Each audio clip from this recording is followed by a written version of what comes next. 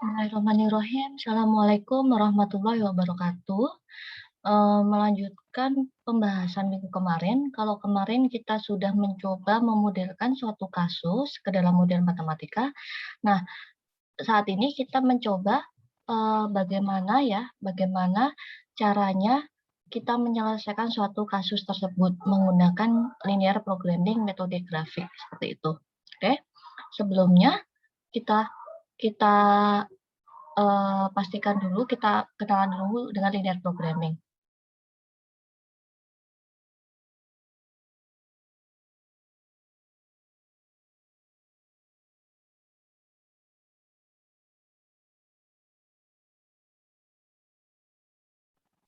Oke, mohon maaf terputus.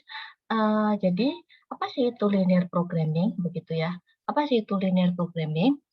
Linear programming adalah bisa dikatakan sebagai suatu teknik pengambilan keputusan dalam permasalahan yang berhubungan dengan pengalokasian sumber daya secara optimal di sini. Jadi, suatu model umum yang digunakan dalam pemecahan masalah alokasi sumber-sumber yang terbatas secara optimal atau biasanya juga bisa didefinisikan sebagai suatu teknik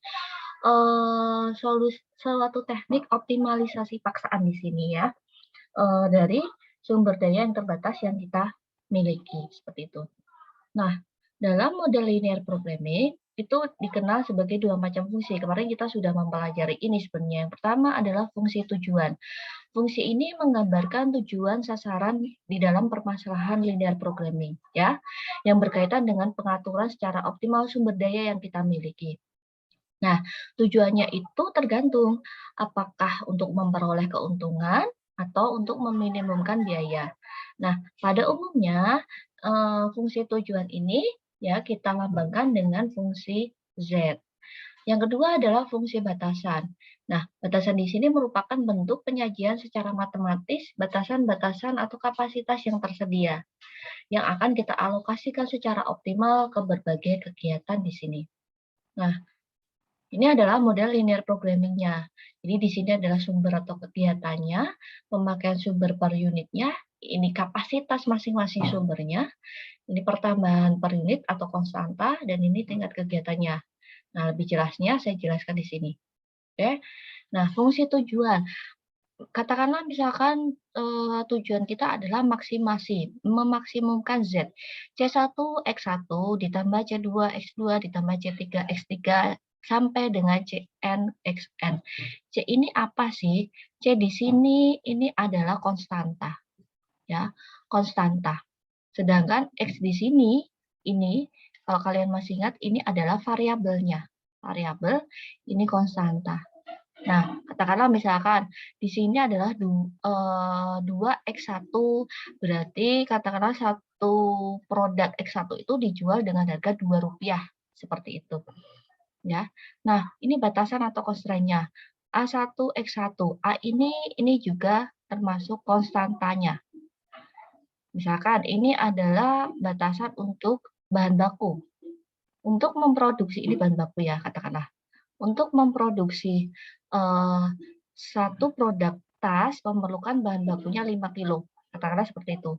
Nah, bahan baku di sini kapasitasnya, ini B1 ini adalah kapasitas maksimumnya. Katakanlah kapasitasnya adalah 20 kilo. Nah, dan seterusnya. Nah, ini kalau kemarin kita sudah pelajari, ini adalah yang dinamakan dengan batasan non-negativity. Ya, dia harus lebih besar sama dengan 0. Ya, begitu. Nah, oke, kita lanjutkan. Selanjutnya, di dalam linear programming itu ada beberapa asumsi, ya. Yang pertama proportionality.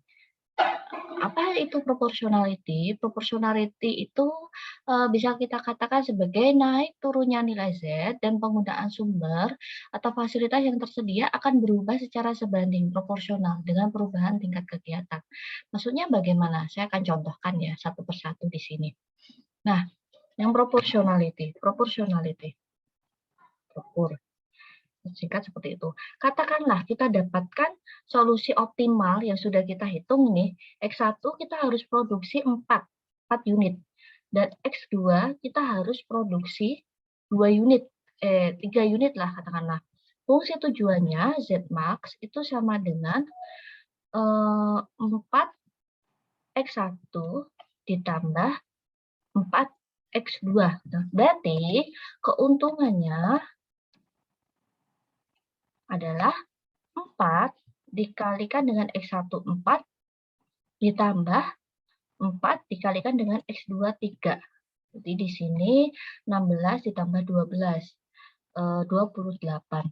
Nah, ternyata setelah kita hitung, katakanlah kita melakukan uji analisis sensitivitas.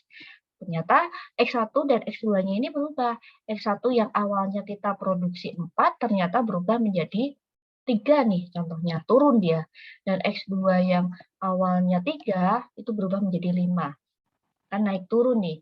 Sehingga keuntungannya pasti juga akan berubah. Ya, di sini berarti menjadi 4 kita kalikan dengan 3, mohon maaf karena berubah menjadi 3, ditambah 4 kita kalikan 5. Sehingga di sini keuntungan maksimumnya itu menjadi 20 ditambah 12. Ya, 20 ditambah 12 berarti 32. Begitu. Nah, ini naik turunnya itu sebanding. Nah, additivity, nilai tujuan tiap kegiatan tidak saling berpengaruh ya. Jadi, kalau misalkan nih ya, diaktifkan dari suatu kegiatan ditambah tanpa pengaruh nilai Z yang diperoleh dari kegiatan lain. Contohnya, nah ini tadi katakanlah nih ya, saya contohkan beda saja lah additivity. Tadi kita dapatkan bahwa X1 4, ternyata dia turun menjadi 3 nih. X2-nya tadi tetap 3. Kan seperti itu. Berarti kan Z max-nya itu 4 dikali 3 ditambah 4 dikali 3. Sehingga di sini 24. Nah, ini tadi kan kita dapatkan di sini 12, di sini 16. Di sini dia berubah 12, tetapi X2-nya itu tetap 12, tidak berubah karena tidak berubah dan tidak ada dan tidak dipengaruhi oleh perubahan variabel yang lain. Yang berubah hanya variabel ini karena hanya variabel X1 yang berubah. Seperti itu. Asumsi yang ketiga adalah divisibility, yaitu keluaran output-nya itu bisa berupa bilangan pecahan kalau di dalam linear programming biasa. Nah, sehingga perkembangannya ada metode yang dinamakan dengan integer linear programming. Nah, di dalam integer linear programming ini kita bisa hasil yang kita dapatkan itu dalam bentuk bilangan bulat, ya. Nah, deterministik. Jadi asumsi ini menyatakan bahwa semua parameter ya, kita asumsikan semua parameter yang terdapat pada model ini, baik konstantanya, baik variabelnya, baik batasannya, itu dapat diperkirakan dengan pasti. Ya, meskipun mungkin jarang tepat, sehingga pada implementasinya itu tetap harus dikembalikan pada apa ya, pada pertimbangan-pertimbangan yang lain di sini, begitu. Oke, kita lanjutkan. Nah, jadi di dalam metode penyelesaian linear programming ini ada dua jenis ya. Yang pertama ada grafik dan simplex. Kapan kita bisa menyelesaikan menggunakan grafik? Ketika variabelnya hanya ada 2. Kalau di dalam grafik itu kan hanya ada X dan Y, atau X1 dan X2. Ketika variabelnya lebih dari 2, kita tidak bisa menggunakan grafik. Kita bisa menyelesaikan menggunakan simplex. Nah, untuk lebih jelas, kita akan coba selesaikan kasus ini. Oke? Selesaikan kasus ini. Sebuah perusahaan menghasilkan 2 barang, ada meja dan kursi. Harga masing-masing barang dan kebutuhan sumber daya terlihat pada tabel berikut. Ya, di samping itu, menurut bagian penjualan nih, permintaan meja tidak akan melebihi 4 unit. Ya. Nah, ini adalah masing-masing ketentuan. Jadi bahan mentah untuk meja itu memerlukan 1, kursi 2. Ya. Sumber daya yang ada itu hanya maksimal 10. Untuk buruh, meja 6, kursi 6, sumber daya yang tersisa hanya 36. Dengan harga per unitnya, meja itu dijual Rp4 dan kursi Rp5. Nah, yang pertama ya, kita tentukan dulu variabelnya. Variabel. Katakanlah X1, ini X1, atau kalian mau menggunakan X dan Y. X itu adalah jumlah meja yang diproduksi. Dan Y itu adalah jumlah kursi yang diproduksi. Ya. Nah, terus fungsi tujuan. Fungsi tujuannya berarti Z max sama dengan harga per unitnya 4X1 ditambah 5X2. Nah, setelah itu adalah batasan. Lihat, di dalam OR kalian tidak hanya fokus pada yang dikotakan ya, yang ada dalam tabel. Karena tidak semua batasan itu tercantum dalam tabel. Bahkan ada yang dia modelnya adalah campuran, ada bahkan yang tidak ada sama sekali rangkuman di dalam tabel. Nah, yang pertama nih, katakanlah bahan mentah. Ini adalah batasan yang pertama. Ya, untuk X1 meja itu memerlukan 1 ditambah 2X2, ya, sumber daya yang tersisa hanya 10. Berarti kita tidak boleh lebih dari 10. Kurang dari sama dengan 10. Yang kedua adalah buruh. Ini 6X1 ditambah 6X2 kurang dari sama dengan 36. Kita lihat apakah ada batasan lain. Ternyata ada di sini ya. Jadi permintaan meja tidak akan melebihi 4 unit. Itu kan juga menjadi suatu batasan, constraint atau keterbatasan kita. Nah, di sini adalah saya namakan batasannya minimal atau permintaan ya. Permintaan itu meja, berarti X1 itu tidak akan lebih 4. Permintaannya itu biasanya tidak akan lebih dari 4. Jangan lupa batasan non-negativity-nya. X1 ya, dan X2 itu tidak kurang dari 0. Begitu. Nah, selanjutnya kita akan selesaikan, kemarin kan ini model matematikanya nih teman-teman. Nah, selanjutnya kita akan selesaikan model ini. Oke, bagaimana penyelesaian menggunakan grafik? Nah, kita lihat nih. Bagaimana menentukan untuk menggambar ini? Kita harus cari dulu titik X dan Y pada masing-masing batasan. Titik X dan Y pada masing-masing batasan ya, sekali lagi. Nah, kita cari dulu pada batasan yang pertama. Batasan atau titik 1. Saya menamakan titik 1. Titik 1 itu berarti batasan 1 atau BB. Nah, lihat di sini. 1X1 itu bisa kita tulis X1 ya. X1 ditambah 2X2. Nah, kalau di dalam grafik, pertidaksamaan ini kita bisa langsung rubah ke dalam bentuk persamaan untuk mencari nilai X dan Y-nya. Gitu. Ya. Oh iya. Ini tadi oh ya, saya tidak konsisten ya. Jadi harusnya di sini kalau X1, X2, di sini juga X1, X2.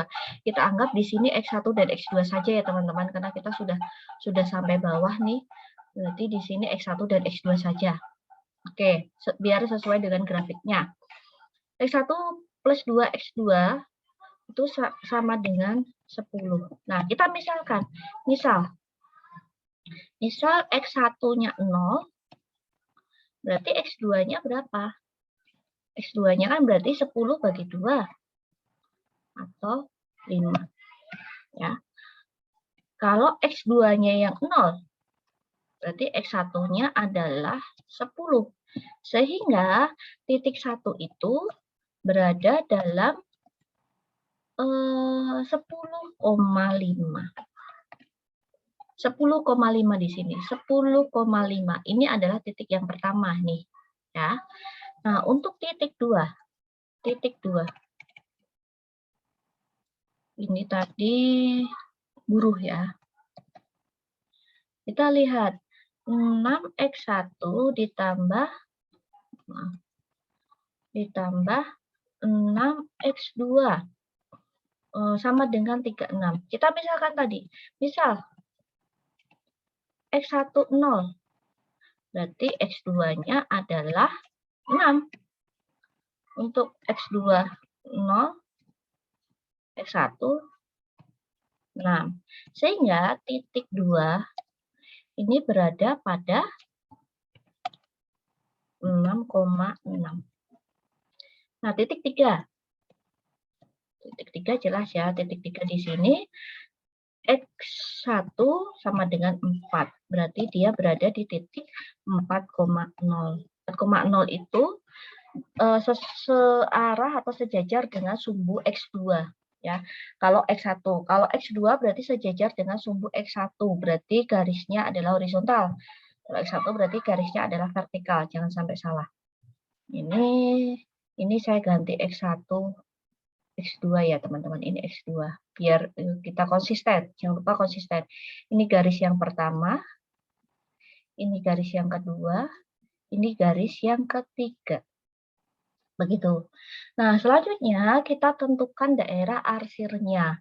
Ingat, jika kasusnya maksimasi, daerah arsirnya itu ada di bawah garis, jangan sampai ketukar. Tetapi jika kasusnya minimasi, ada di atas garis. Nah, kita arsir semua dulu saja. Untuk garis pertama, daerah arsirnya di mana? Berarti daerah arsirnya adalah di sini. Di sini. Yang di bawah ini semua, pokoknya di sini ini juga daerah arsir X1. Nah, ini di sini. Daerah arsirnya. Nah, untuk daerah arsir X2, ini di mana? Jadi di bawah sini. Ini juga X2 nih. Yang saya kasih kuning. Sampai sini. Ya. Untuk daerah arsir X3. X3 berarti di sebelah kiri, berarti dari sini. Ini sampai sana ya. Ini sampai sana. Sampai pol di sini. Ini sampai sini. Ini adalah X3. Nah, solusi optimal itu adalah daerah arsir yang dilewati oleh semua garis. Nah, berarti di sini yang dilewati semua garis itu, ya kita lihat, itu ada di sini, ya, di sini,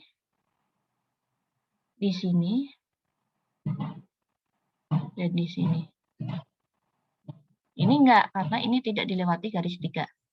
Sehingga ketika kalau kita potong menjadi seperti ini nih, daerah arsirnya di sini. Ini A, B, C, di sini ada D, di sini ada D, di sini ada E. Terus solusi optimalnya bagaimana, Bu? Solusi optimalnya kita harus hitung nilai pada masing-masing A, B, C, D, E ini. Nah, terus ketika kasusnya masing-masing kita pilih yang paling besar, ya. Hitung di sini. Kita mulai dari titik A. Oh ya, titik A, begitu. Titik A ya. Titik A. Titik A, berarti titik A di sini ya. Oh ya, ada pertanyaan Bu, ini apakah harus seperti ini, A, B, C, D, E, gini? Tidak ya. Jadi misalkan kalian mulai dari sini boleh, tetapi yang penting harus urut ya. Harus urut di sini. Jadi kalau misalkan di sini A, berarti di sini A, B, C, D, E. Seperti itu. Nah, ini titik A. Titik A ini berada di koordinat berapa? 0,5. Tadi kan di sini 5 ya. Berarti titik A ini ada di koordinat 0,5. Begitu. Titik A ini ada di koordinat 0,5. Nah, selanjutnya titik ini X, berarti kan ini X, Y ya. Ini di sini X, kok X, Y sih? X1, X2. X1, X2. Nah, X1, X2 ini kita masukkan ke dalam fungsi tujuan. Ya. Masukkan ke dalam fungsi tujuan.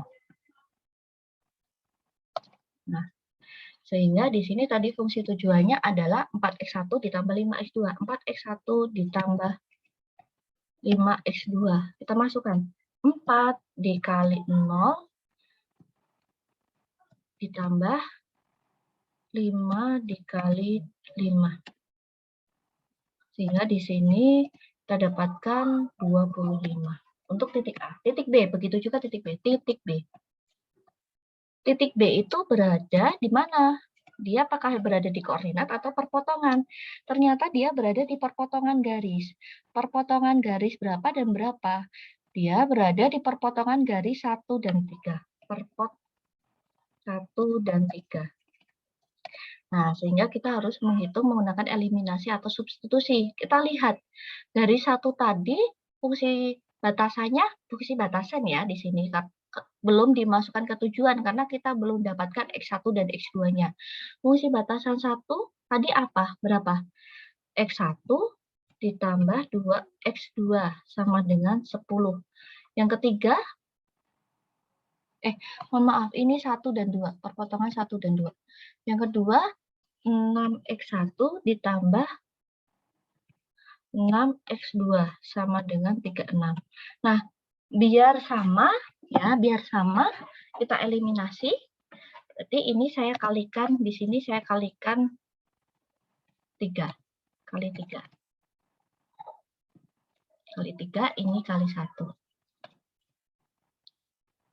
Kali 1. Ini dikalikan ya, sehingga di sini menjadi 3X1 ditambah 6X2 sama dengan 30. 6X1 ditambah 6X2 sama dengan 36. Ini kita kurangin. Ya, kita kurangin di sini. Kita kurangin. Aduh. Di sini kita kurangin di sini. Sehingga hasilnya ini kita coretkan ya. Berarti di sini menjadi min 3X1 sama dengan min 6. Min dia bagi min kan berarti menjadi positif ya. X1-nya berarti sama dengan 2. Sehingga kita bisa dapatkan X2-nya berapa. Kita masukkan salah satu saja. Misalkan di fungsi pertama. X1 ditambah 2X2 sama dengan 10. X1-nya tadi kita dapatkan 2. 2 ditambah 2X2 sama dengan 10. 2X2 sama dengan 10 kurangi 2. Berarti X2 itu sama dengan 8 bagi 2. Atau sama dengan 4. Ya. Sehingga kita dapatkan, kita masukkan fungsi tujuannya. Ya, 4X1 ditambah 5X2. Berapa? 4 dikali X1-nya tadi 2. Ditambah 5 dikali X2-nya tadi 4. Nah, di sini 8 ditambah 20, 28. Ini untuk titik B. Ini titik B. Nah, kita hitung titik C-nya. Ya, belum selesai ya. Kita hitung titik C di sini. Titik C itu berada di koordinat atau di perpotongan. Ternyata di perpotongan. Perpot 2 dan 3. Ya, perpotongan 2 dan 3 di sini. Oke. Nah, 2 tadi 6X1 ditambah 6X2 sama dengan 36. Untuk 3X1 sama dengan 4. Nah, karena X1-nya sudah kita dapatkan, berarti kita tinggal substitusikan saja, tidak perlu eliminasi. Berarti 6 kali 4 ditambah 6X2 sama dengan 36. Berarti di sini 6X2 sama dengan 36 dikurangi 24. 36 dikurangi 24. Sehingga 6X2 itu sama dengan 12. X2-nya 2. Sehingga ya, kita dapatkan X1 4, X2 4. Sehingga fungsi di dalam fungsi tujuan kita masukkan fungsi tujuannya, maaf, 4 X1 ditambah 5 X2. Ini tujuannya, ini tujuan. nggak bingung lagi. Ini berarti 4 dikali 4 ditambah 5 kali X2-nya 2. Berarti 16 ditambah 10, 26. Ini titik C. Titik D. Titik D ini berada di perpotongan atau koordinat? Ternyata ada di koordinat 4,0. Ya, kita masukkan saja. 4 X1 ditambah 5 X2. 4 dikali 4 ditambah 5 dikali 0. Sama dengan 16. Nah, dari A kita dapatkan A itu tadi kita dapatkan berapa ya? 25, B kita dapatkan 28, C kita dapatkan 26, dan D dapatkan 16. Ternyata yang optimal ya, optimal itu berada di titik B. Dengan meja kita harus produksi sebanyak berapa tadi? 2 ya. Meja itu tadi kita produksi 2, dan kursi kita produksi sebanyak 4 dengan keuntungan 28. Selesai. Nah, kita lihat meja tadi 2. Kita lihat tadi ada syarat meja. Meja itu tidak boleh lebih dari 4.